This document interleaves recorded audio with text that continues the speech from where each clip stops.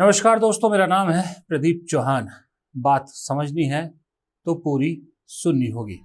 Suppose I suddenly disappear and you find Jawaharlal Nehru sitting here. क्या पूछोगे उनसे? आपको 5 मिनट मिलते हैं उससे बात करने में, क्या बात करोगे? I'd say to him, tell me the one thing that you think I should never ever do. Okay. और? And I know the answer to that. What is that? Compromise with the RSS. ये सोच है राहुल गांधी की अपने परनाना जवाहरलाल नेहरू के बारे में। हालांकि ये सोच जाहिर सी बात है पुरानी रही होगी, बचपन से यही सोच रही होगी, लेकिन पब्लिकली इजहार आजकल राहुल गांधी करने लगे हैं और कह रहे हैं कि अगर मुलाकात होगी उनकी कभी अपने परनाना से तो वो यही कहेंगे कि आरएसएस के साथ कभी समझौता नहीं करना। दरअसल राहुल गांधी पिछले कुछ दिनों से नेहरू का बहुत जिक्र करने लगे हैं। मैंने भी एक वीडियो में शायद ये बात उठाई है। सवाल ये उठता है कि राहुल गांधी अब नेहरू को क्यों जिंदा करने की कोशिश करें, जिंदा इन द सेंस कि पॉलिटिकली, राजनीतिक रूप से, या उनकी सोच को क्यों जिंदा करने की कोशिश कर रहे हैं।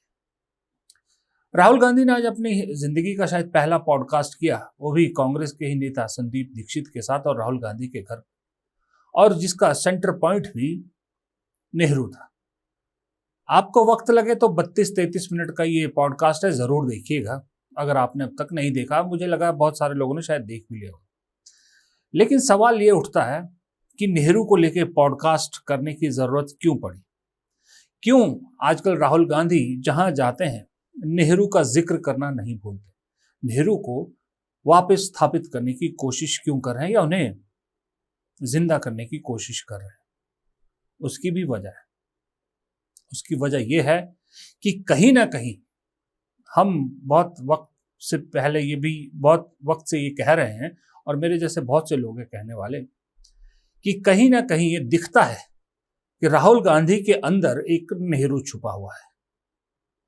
राहुल गांधी के जो भी काम है, जो उनके पॉलिटिकल एक्शन है, या जो समाज सेवा को लेकर उनका एक्शन है, चाहे वो भारत जोड़ो यात्रा हो, चाहे वो कारीगरों से मिलना हो, चाहे वो ड्राइवरों से मिलना हो, रेल ड्राइवरों से मिलना हो, चाहे मैकेनिक से मिलना हो, स्टूडेंट से मिलना हो, किसी से भी मिलना हो, या जब विदेशी धरती पे जाते हैं वहाँ स्टूडेंट से बात करते हैं, कहीं ना कहीं आपको राहुल गांधी के अंदर नेहरू की झलक मिलती है। लेकिन कुछ राजनीतिक कारणों से राहुल गांधी को, मुझे ऐसा लगता है कि अपने अंदर छुपे नेहरू को दबाना पड़ता था।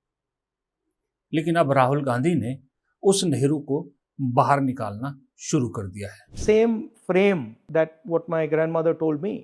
Nehru is the people of India. Mm-hmm. Nehru exists because of the people of India. Nehru is an expression of the people of India. If the people of India were not there, meaningless. If that connection with the people of India was not there, meaningless. Right? So to me, yes, Nehruji is an inspiration, but he's as much an inspiration to me as anybody who's doing work, fighting for the truth, standing for the truth, and not backing down. Of course, he's my relative, so I have a different feeling towards him. I have a feeling of probably a much deeper connection with him. But in Nehru, I see an open mind, a questioning mind. I see a brave person. And I see somebody who doesn't veer off from the truth. That's it. सही कहा राहुल गांधी ने कि नेहरू कोई शख्सियत या कोई नेता या राहुल गांधी के परनाना नहीं, एक सोच है, और सोच ये लोगों के बीच में, लोगों की वजह से, इसलिए राहुल गांधी ने उन्हें आइडलाइज किया है, अपना आइडल मानते हैं। एक बात तो आज तय होगी कि राहुल गांधी ने, जो लगता था लेकिन आज उन्होंने मान भी लिया शायद एक तरह से, कि अपने परिवार में जो राजनीतिक विरासत उन्हें मिली है, हमें लगता था कि शायद वो अपनी दादी को जो है वो दादी के रास्ते पर चलना चाहेंगे, दादी की तरह की राजनीति करना चाहते हैं, लेकिन नहीं, वो दरअसल नेहरू की राजनीति करना चाहते हैं। नेहरू और इंदिरा गांधी की राजनीति में बड़ा फर्क था।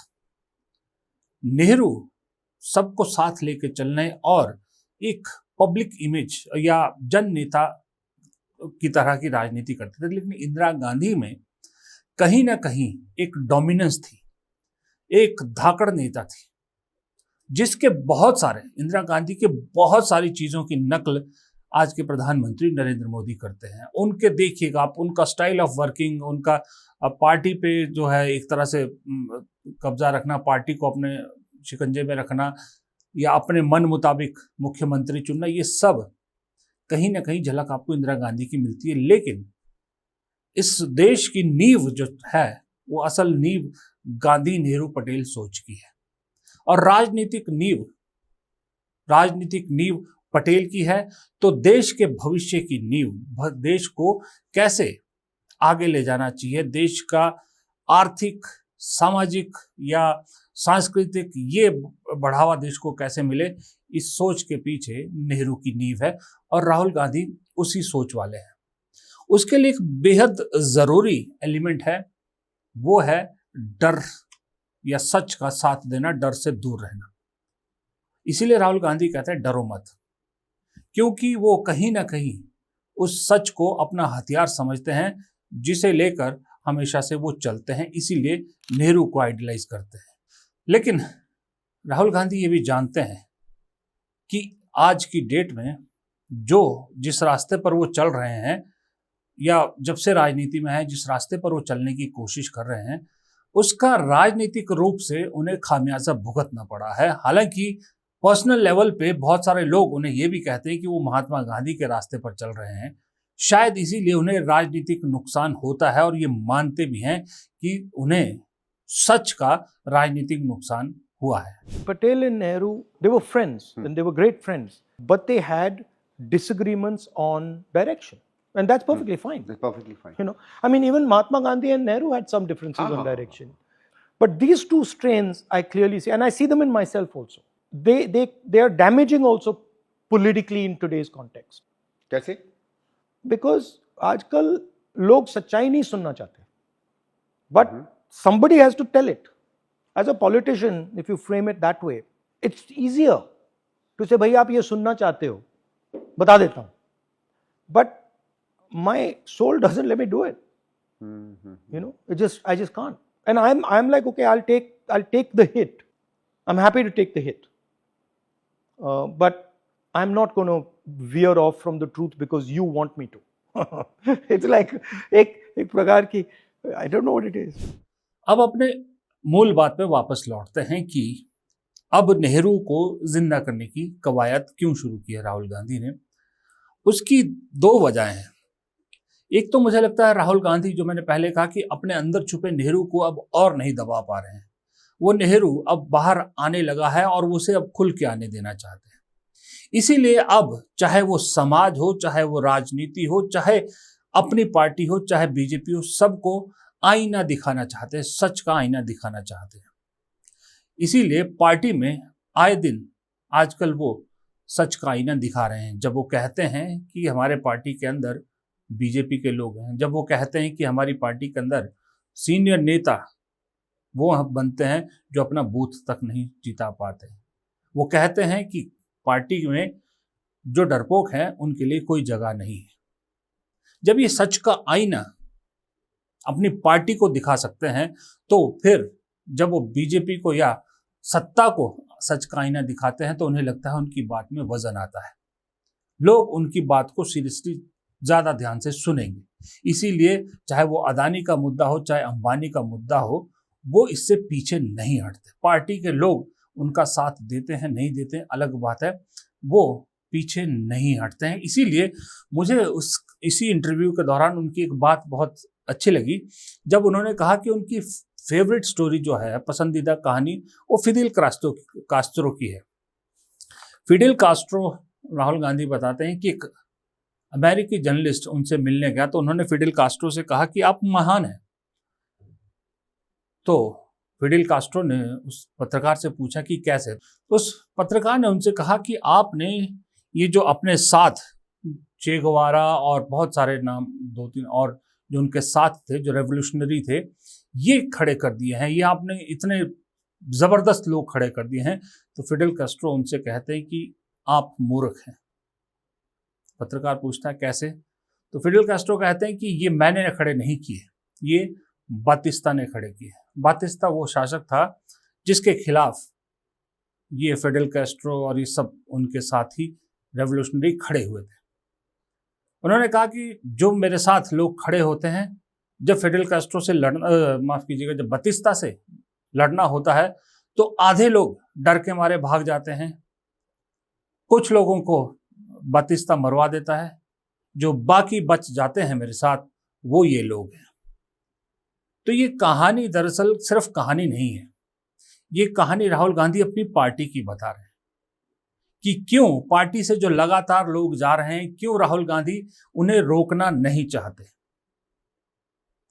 वो बतिस्ता का एग्जाम्पल देके कहीं ना कहीं मोदी जी के बारे में बात कर रहे हैं कि वो भी वही काम कर रहे हैं जो फिडेल कास्ट्रो के लिए बतिस्ता ने किया था, यानी उनकी पार्टी में प्योर लोग बच रहे हैं।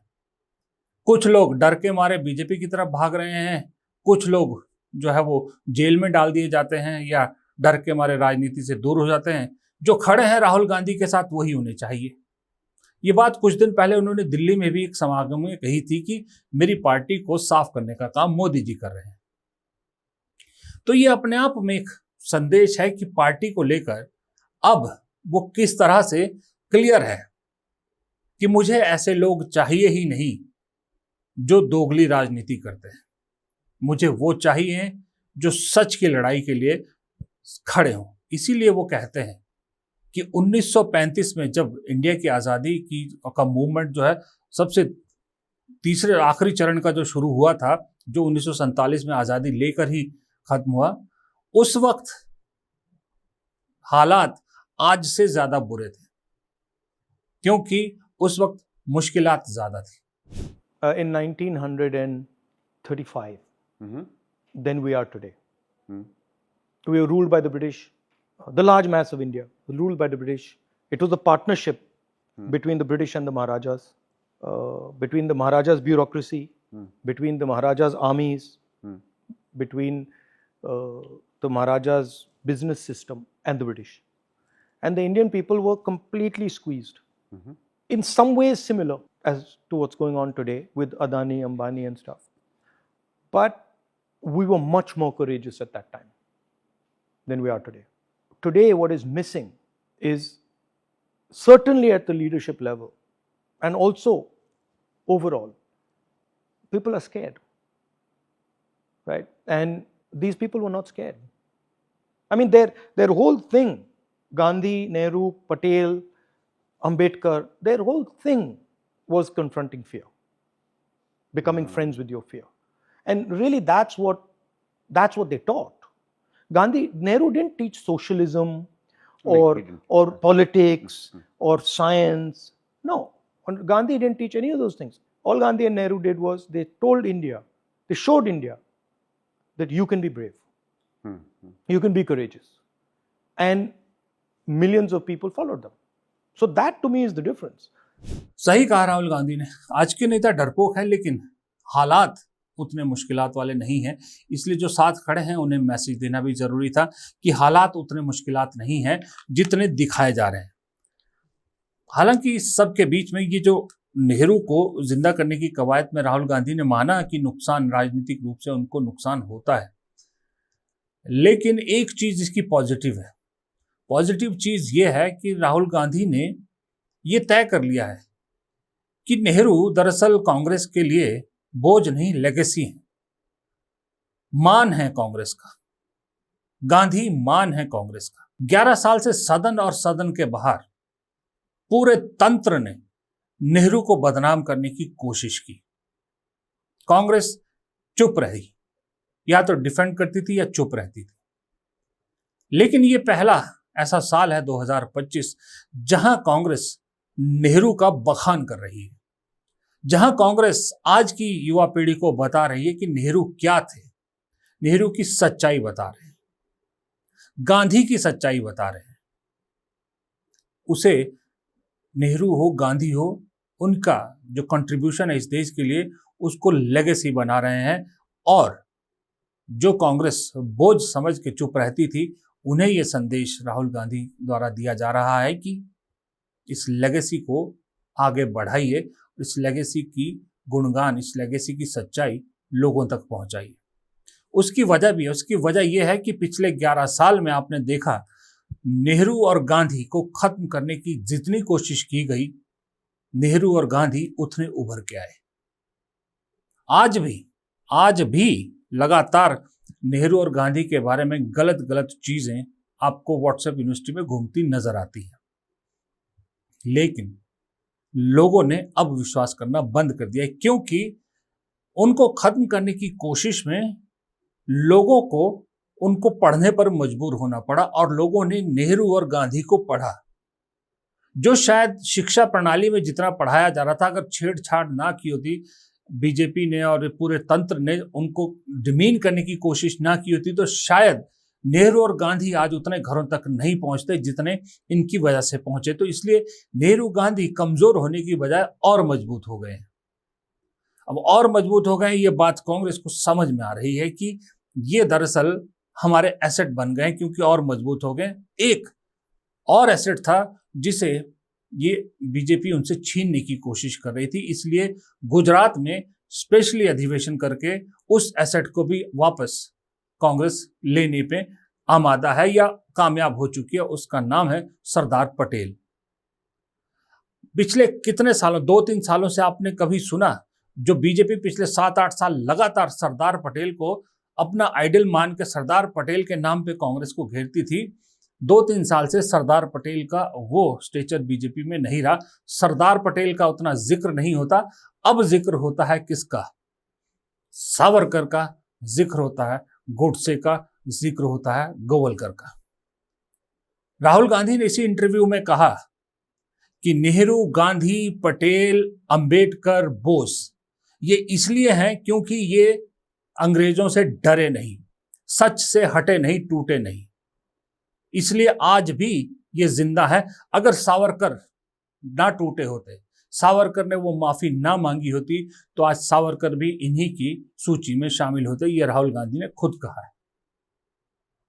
तो ये बात 100% सच है कि अगर सावरकर भी, चाहे उनकी विचारधारा सोच अलग थी, वैसे भी गांधी, नेहरू, पटेल इनकी सोच से भगत सिंह की सोच अलग थी, लेकिन भगत सिंह भी आज जिंदा है, नेहरू, गांधी, पटेल भी जिंदा है, अंबेडकर भी जिंदा है, बोस भी जिंदा है।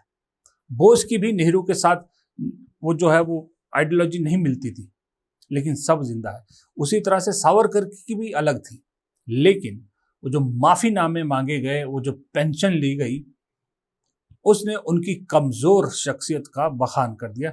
इसलिए आज वो उस लीग में नहीं है।